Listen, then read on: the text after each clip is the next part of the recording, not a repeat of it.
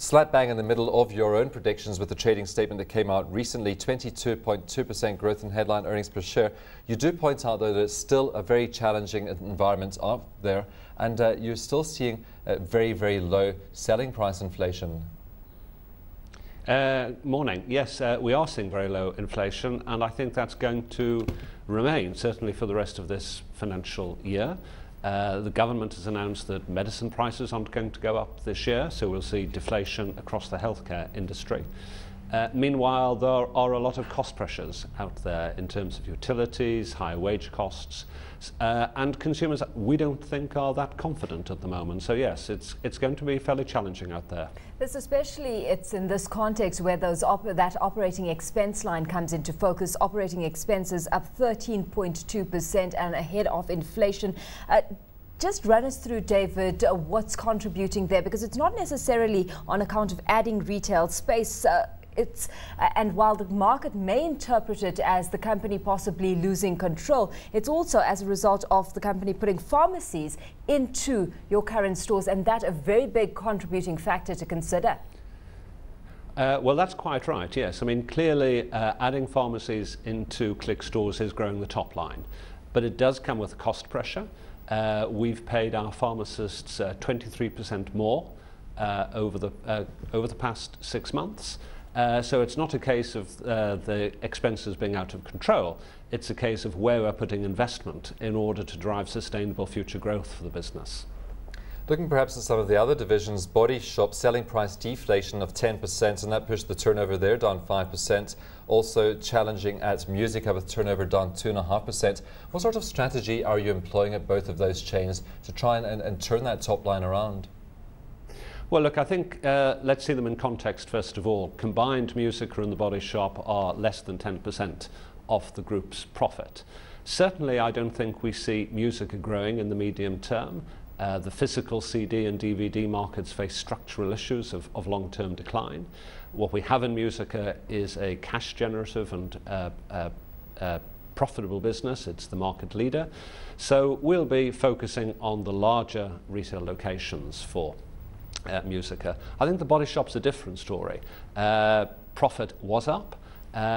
Unit sales were actually up. So we're using the strength of the rand as an opportunity to introduce more people to the quality of Body Shop product. So we launched our Love Your Body card, and we've signed up 62,000 customers in under 6 months for that. So I think the Body Shop will grow in the medium term as more people experience the brand. So David, where we've got some questioning the merit of having both Musica and the Body Shop within the Click stable, no chances of that happening just yet, a spinning off of those operations?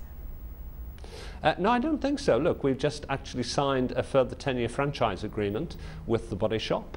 It's a leading global beauty brand. We're very proud to have it in South Africa. We've got 40 standalone stores. We've rolled it into around 40 Click stores now.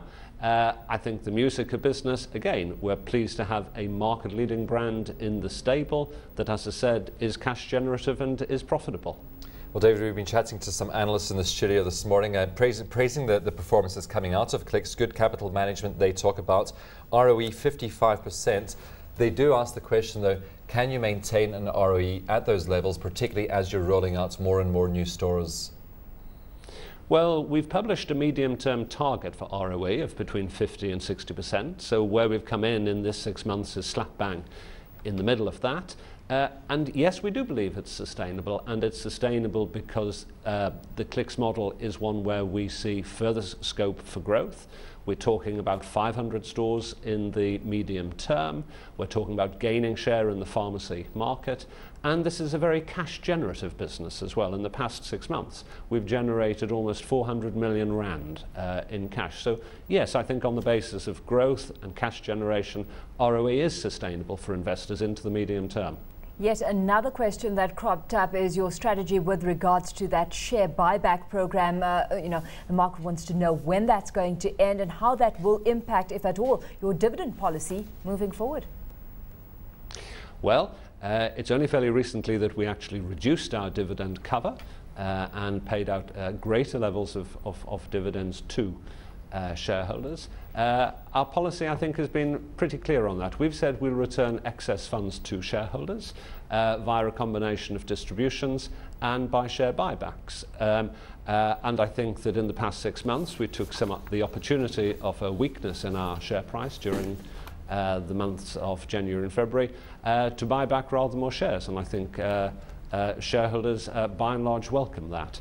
The buybacks will continue as part of again our medium-term strategy of returning funds to shareholders in the most efficient and flexible ways that we can find. With the share price trading around 44 Rand, it's ramped up about 16% over the past month or so. Would you pull out of that program in the short term though, because would you be buying shares when they are looking quite toppy? Well, I'm not going to answer that question, because otherwise, if I did, I'd be giving you an earnings forecast, which I'm not able to do.